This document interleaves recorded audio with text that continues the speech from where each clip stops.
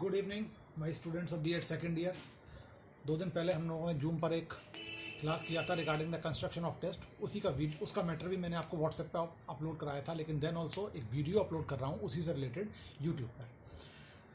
Construction of the test efforts are being made in the field of measurement for so that the result is more precise and accurate measuring units can be established. तो इसके 4 characteristics हैं measuring instrument के। To minimise personal constant variable and interpretative errors कम होने चाहिए। ये कब होंगे? जब टेस्ट हमारा ऑब्जेक्टिव होगा, रिलायबल होगा, वैलिड होगा और नॉर्म्स एस्टेब्लिश्ड होंगे और ये स्टैंडर्डाइज हो जाएगा। तो ऑब्जेक्टिव टेस्ट जो कंस्ट्रक्ट होते हैं एजुकेशनल अचीवमेंट के लिए, एटीट्यूड के लिए, इंटरेस्ट के लिए, इंटेलिजेंस के लिए, ऑब्जेक्टिव टेस्ट हमारे ज़्यादा प्रिसाइज और छोटे होते हैं इन कंपेरिजन टू द ऐसे टाइप टेस्ट, और इनका use is in research work, guidance, counselling for teachers, for administrators.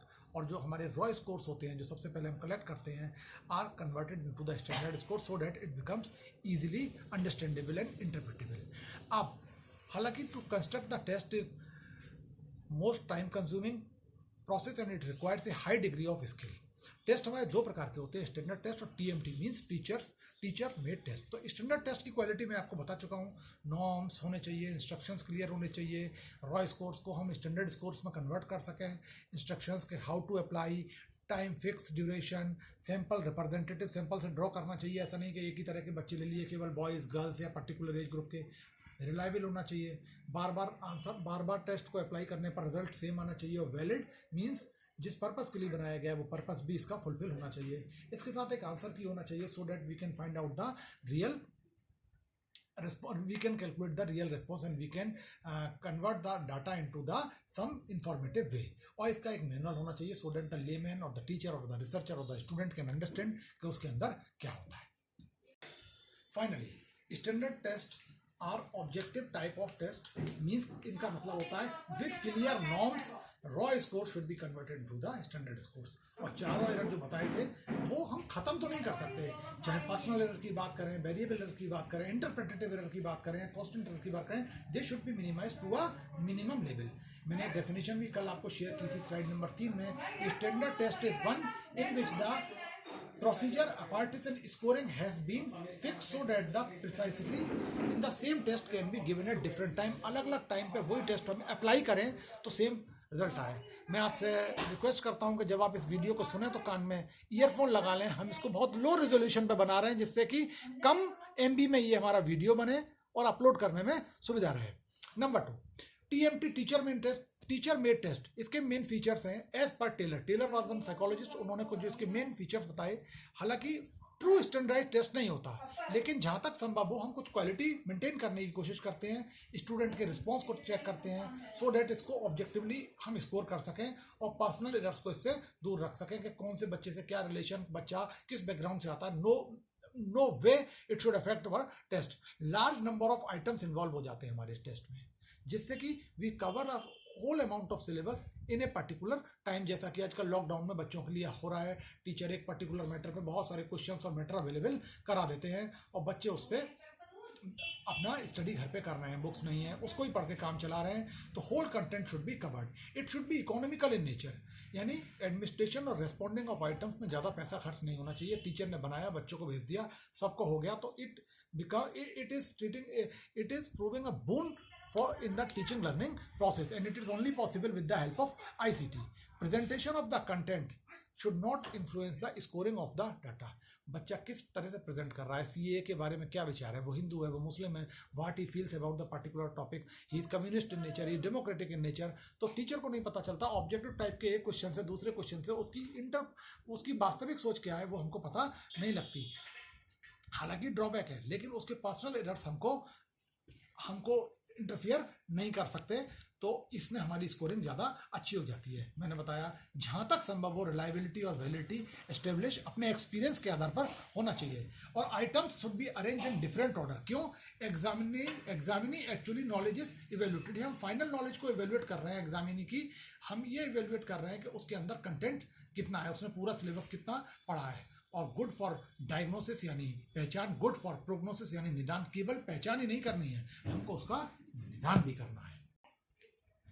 अगर मैं इसकी रिपोर्ट की बात करूं या इंपॉर्टेंस की बात करूं तो सबसे पहली बात मास्टरी ऑफ द सब्जेक्ट होनी चाहिए।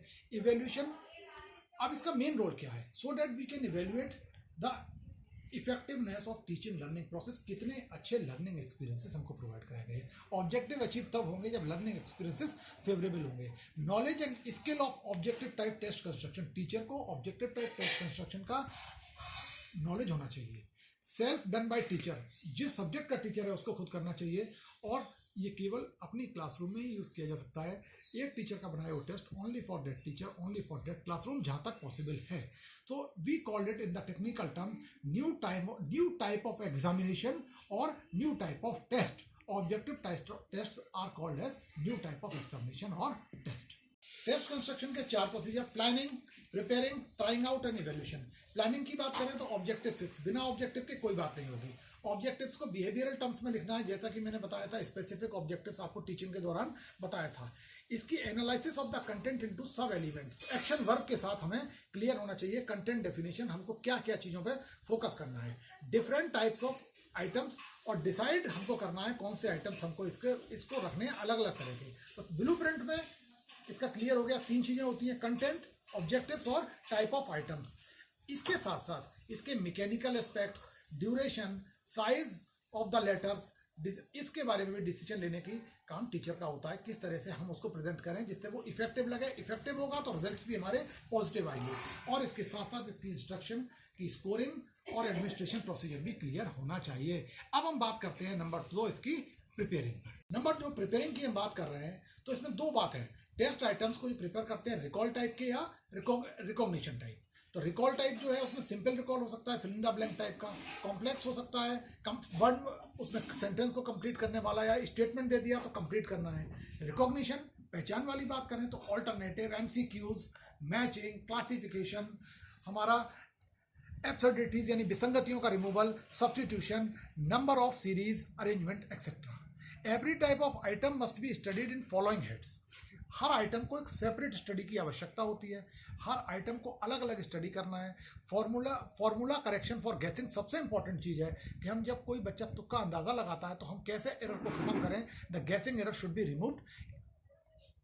Removed in A effective way. Advantages and limitations of item, which item should be retained and which item should be discarded. यहाँ कुछ एक्सपर्ट्स की हेल्प या सीनियर टीचर्स की हेल्प भी जरूरी हो जाती है। Precaution in preparation of item, every item should be a deciding factor to so that the knowledge content हम बच्चे के अंदर से ले सकें। तो precaution preparation of the item, कोई भी डबल बैरल्ड या डबल नेगेटिव या कठिन टाइप का क्वेश्चन ऐसा ना हो जिससे क्लियर आंसर ना आ रहा हो, क्योंकि ऑब्जेक्टिव टाइप में बहुत छोटा आंसर आता है। और रूल्स और suggestions should be followed in preparing each type of items. चीज जो बहुत इंटरेस्टिंग है, trying out of the test item. जब किसी चीज़ को टेस्ट को मार्केट में उतारते हैं तो उसका पहले पायलट स्टडी करते हैं। हम उसको पता करते हैं कि वो कितना इफेक्टिव है छोटा सा ग्रुप पर। जैसे कि तेजस को हमने जब तैयार किया तो एकदम बालाकोट स्ट्राइक के लिए नहीं भेज दिया, एयर स्ट्राइक के लिए मिराज को भेजा, वो प्रूवन था। सुखोई को नहीं भेजा, हमको लगा जिसकी स्पीड ज़्यादा हो, जो उन पैरामीटर्स पे खरा उतरे। तो हम उसको टेस्ट करते हैं कि थोड़ा टेस्ट बनाया कि छोटे से क्वेश्चंस थोड़े से स्टूडेंट्स में हम चेक करते हैं। इसको बोलते हैं प्री ट्राई आउट, जिसमें we in this language improvement और एम्बिगुइटी रिमूवल, यानी कोई विसंगतियां हैं, कुछ कंफ्यूजन है, उसको रिमूवल कर देते हैं और लैंग्वेज को और इम्प्रूव करते हैं। और आइटम एनालिसिस करते हैं। डीपी, डिस्क्रिमिनेटरी पावर होनी चाहिए, आइटम एक दूसरे से अलग होना चाहिए। टीबी यानी इसकी डिफिकल्टी वैल्यू पता होनी चाहिए। और सिलेक्शन और रिजेक्शन ऑफ आइटम, हम किस आइटम को सेलेक्ट कर रहे हैं, किसको रिजेक्ट कर रहे हैं। और जब ये हो जाता है तो हम फाइनल ड्राफ्ट बनाते हैं। ऐसे छोटे छोटे कई प्री ट्राई आउट करते हैं और इसकी रिलायबिलिटी और वैलिडिटी को हम एस्टिमेट करते हैं। फाइनल जो हमारा 4th पॉइंट है, that is called the evaluation of the test. अब टेस्ट रेडी, आप इवैल्यूएट करेंगे। जब हिंदुस्तान एरोनॉटिकल लिमिटेड ने हमारे कई टेस्ट कर लिए तेजस के, तो इंडियन एयरफोर्स के कई टेस्ट खुद लेता है और इवेल्यूएट करता है कि whether we should adopt it. Navy अलग इवेल्यूएट करता है, एयरफोर्स ने पास किया, नेवी ने उसको फेल किया, फिर उसके अनुसार मार्क 1 मार्क 2 अलग अलग कंस्ट्रक्शन होते हैं। तो final try out should not be less than on 400 student. हम उसको फाइनल नियम, उसके नॉर्म्स बनाने के लिए हम उसको 400 स्टूडेंट्स या मोर पर एक रिप्रेजेंटेटिव सैंपल पर स्टैंडर्डाइज करते हैं और नॉर्म्स ऐसे बनाते हैं कि उसका जो डाटा है वो नॉर्मल प्रोबेबिलिटी कर्व के अनुसार रहना चाहिए। इसको scoring and organisation of data is done, liability, split half, test, pre test, odd, even and many more. यानी test should be highly reliable in comparison to the similar test available in the market. It should be quite valid. It should fulfil the purpose for which it is meant. तो market में available जो हमारे other test हैं उसके साथ इसकी validity index को tally करते हैं कि जिस पर्पस के लिए बनाया गया है, और उसके आधार पर हम इसका कट ऑफ, सबसे इंपॉर्टेंट चीज है कट ऑफ का निर्माण करते हैं. कट ऑफ पॉइंट बताते हैं कि ठीक है मार्केट में many tests are available, cut off of our test is 0.7, 0.8, 0.65 something like that. तो हम कट ऑफ बताते हैं तो उससे मालूम पड़ जाती है कि हमारी लिमिटेशन कितनी है. इसकी नॉर्मेलिटी चेक करने के लिए, नॉर्मल एनपीसी बनाने के लिए हम आई स्क्वायर टेस्ट अप्लाई करते हैं. Then we try to find out whether it is a normal probability curve. अगर नहीं, if it is normal to the much extent, then okay, we can continue. If normality varies in many form, then again we change the item, we find the difficulty value, again the whole process is repeated until and unless the curve becomes almost normal. तो इसमें data जो हमारा होता है, students को जो selection करते हैं वो should be, sampling should be in A proper manner, जिससे हर तरह का सब्जेक्ट हमारा अवेलेबल हो और डाटा हमारा नॉर्मल हो जाए. Then development of norms and preparation of the manual of the test as usual. को मालूम है suggestions, कुछ suggestions भी होने चाहिए. It is quite technical and difficult to prepare a good test, but then also the series of good tests are being prepared. So it comes from experience, and experience comes from poor judgments. So continuity makes it a good test. So पहली चीज mastery over the subject content, यानी through good books, reference books, understanding and the skill development from various type of test items. दूसरी चीज अगर मैं करूं, deep understanding of the concept. क्यों? So that the deep understanding कब होगी concept की? When we study the theory of measurement. इसीलिए कहा गया है evaluation is a broad concept, but to understand the evaluation measurement is must. तो measurement की थ्योरी को समझने के लिए हमको deep understanding of the concept is very must. बहुत इंपॉर्टेंट चीज आजकल है डार्विन की theory, survival of the fittest, यानी review of the manual of the test.